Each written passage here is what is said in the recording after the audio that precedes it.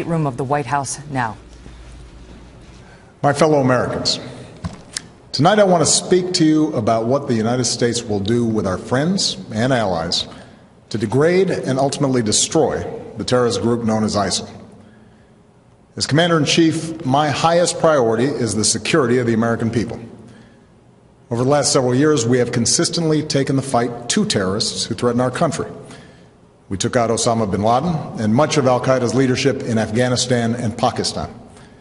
We've targeted al-Qaeda's affiliate in Yemen and recently eliminated the top commander of its affiliate in Somalia.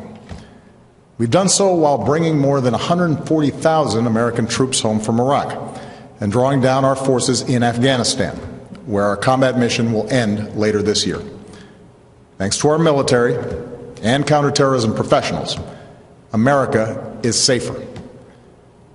Still, we continue to face a terrorist threat.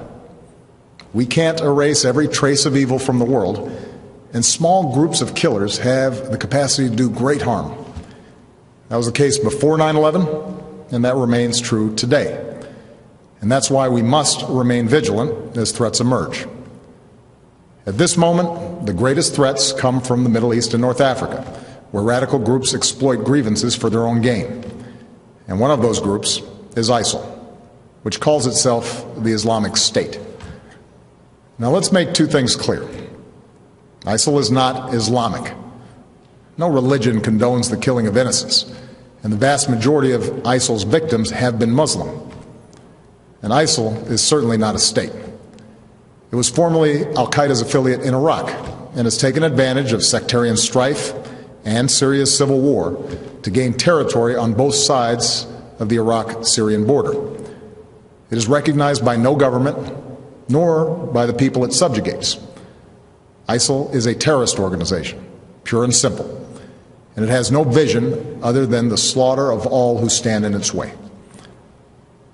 In a region that has known so much bloodshed, these terrorists are unique in their brutality. They execute captured prisoners. They kill children. They enslave, rape, and force women into marriage. They threatened a religious minority with genocide. And in acts of barbarism, they took the lives of two American journalists, Jim Foley and Stephen Sotloff. So ISIL poses a threat to the people of Iraq and Syria and the broader Middle East, including American citizens, personnel, and facilities. If left unchecked, these terrorists could pose a growing threat beyond that region, including to the United States. While we have not yet detected specific plotting against our homeland, ISIL leaders have threatened America and our allies. Our intelligence community believes that thousands of foreigners, including Europeans and some Americans, have joined them in Syria and Iraq. Trained and battle-hardened, these fighters could try to return to their home countries and carry out deadly attacks. I know many Americans are concerned about these threats. Tonight, I want you to know that the United States of America is meeting them with strength and resolve. Last month, I ordered our military to take targeted action against ISIL to stop its advances. Since then, we've conducted more than 150 successful airstrikes in Iraq. These strikes have protected American personnel and facilities, killed ISIL fighters, destroyed weapons, and given space for Iraqi and Kurdish forces to reclaim key territory. These strikes have also helped save the lives of thousands of innocent men, women, and children. But this is not our fight alone. American power can make a decisive difference, but we cannot do for Iraqis what they must do for themselves. Nor can we take the place of Arab partners in securing their region. And that's why I've insisted that additional U.S. action depended upon Iraqis forming an inclusive government, which they have now done in recent days. So tonight, with a new Iraqi government in place, and following consultations with allies abroad and Congress at home, I can announce that America will lead a broad coalition to roll back this terrorist threat. Our objective is clear. We will degrade and ultimately destroy ISIL through a comprehensive and sustained counterterrorism strategy. First, we will conduct a systematic campaign of airstrikes against these terrorists. Working with the Iraqi government, we will expand our efforts beyond protecting our own people and humanitarian missions so that we're hitting ISIL targets as Iraqi forces go on offense. Moreover, I've made it clear that we will hunt down terrorists who threaten our country wherever they are. That means I will not hesitate to take action against ISIL in Syria as well as Iraq. This is a core principle of my presidency. If you threaten America, you will find no safe haven. Second, we will increase our support to forces fighting these terrorists on the ground. In June, I deployed several hundred American service members to Iraq to assess how we can best support Iraqi security forces. Now that those teams have completed their work and Iraq has formed a government, we will send an additional 475 service members to Iraq. As I've said before, these American forces will not have a combat mission. We will not get dragged into another ground war in Iraq. But they are needed to support Iraqi and Kurdish forces with training, intelligence, and equipment. We'll also support Iraq's efforts to stand up National Guard units to help Sunni communities secure their own freedom from ISIL's control. Across the border in Syria, we have ramped up our military assistance to the Syrian opposition. Tonight, I call on Congress again to give us additional authorities and resources to train and equip these fighters. In the fight against ISIL, we cannot rely on an Assad regime that terrorizes its own people, a regime that will never regain the legitimacy it has lost. Instead, we must strengthen the opposition as the best counterweight to extremists like ISIL, while pursuing the political solution necessary to solve Syria's crisis once and for all. Third, we will continue to draw on our substantial counterterrorism capabilities to prevent ISIL attacks. Working with our partners, we will redouble our efforts to cut off its funding, improve our intelligence, strengthen our defenses, counter its warped ideology, and stem the flow of foreign fighters into and out of the Middle East. And in 2 weeks, I will chair a meeting of the UN Security Council to further mobilize the international community around this effort. Fourth, we will continue to provide humanitarian assistance to innocent civilians who've been displaced by this terrorist organization. This includes Sunni and Shia Muslims who are at grave risk, as well as tens of thousands of Christians and other religious minorities. We cannot allow these communities to be driven from their ancient homelands. So this is our strategy. And in each of these 4 parts of our strategy, America will be joined by a broad coalition of partners. Already, allies are flying planes with us over Iraq, sending arms and assistance to Iraqi security forces and the Syrian opposition, sharing intelligence and providing billions of dollars in humanitarian aid. Secretary Kerry was in Iraq today, meeting with the new government and supporting their efforts to promote unity.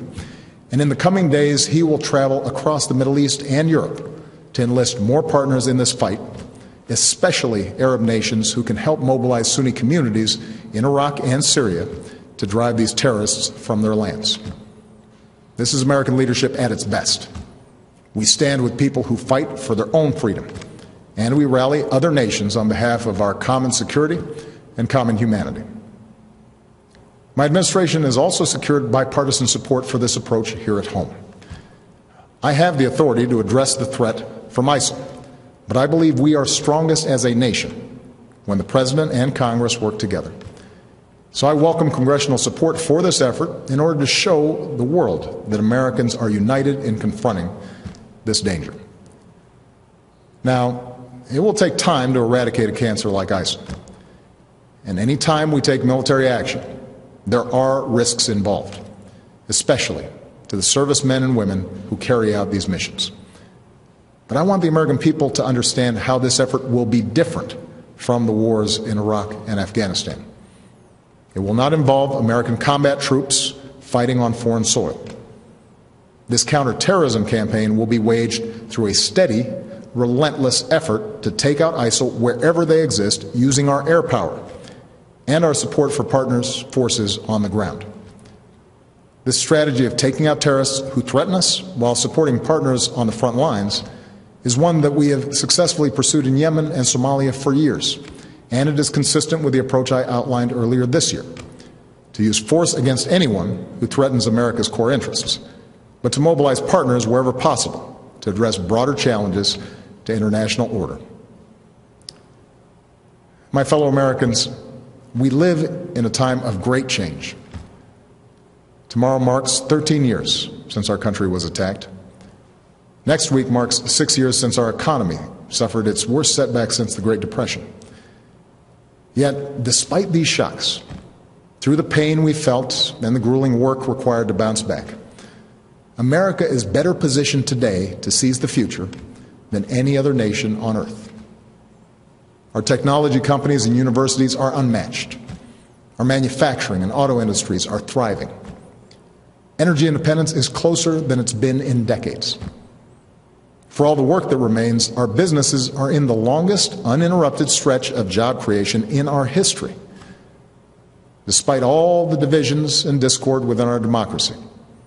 I see the grit and determination and common goodness of the American people every single day, and that makes me more confident than ever about our country's future. A broad American leadership is the one constant in an uncertain world. It is America that has the capacity and the will to mobilize the world against terrorists. It is America that has rallied the world against Russian aggression and in support of the Ukrainian people's right to determine their own destiny. It is America, our scientists, our doctors, our know-how that can help contain and cure the outbreak of Ebola. It is America that helped remove and destroy Syria's declared chemical weapons so that they can't pose a threat to the Syrian people or the world again. And it is America that is helping Muslim communities around the world, not just in the fight against terrorism, but in the fight for opportunity and tolerance and a more hopeful future. America, our endless blessings bestow an enduring burden. But as Americans, we welcome our responsibility to lead. From Europe to Asia, from the far reaches of Africa to war-torn capitals of the Middle East, we stand for freedom, for justice, for dignity. These are values that have guided our nation since its founding. Tonight, I ask for your support in carrying that leadership forward. I do so as a Commander-in-Chief who could not be prouder of our men and women in uniform. Pilots who bravely fly in the face of danger above the Middle East, and service members who support our partners on the ground. When we helped prevent the massacre of civilians trapped on a distant mountain, here's what one of them said: "We owe our American friends our lives. Our children will always remember that there was someone who felt our struggle and made a long journey to protect innocent people." That is the difference we make in the world. And our own safety, our own security, depends upon our willingness to do what it takes to defend this nation and uphold the values that we stand for. Timeless ideals that will endure long after those who offer only hate and destruction have been vanquished from the earth. May God bless our troops, and may God bless the United States of America.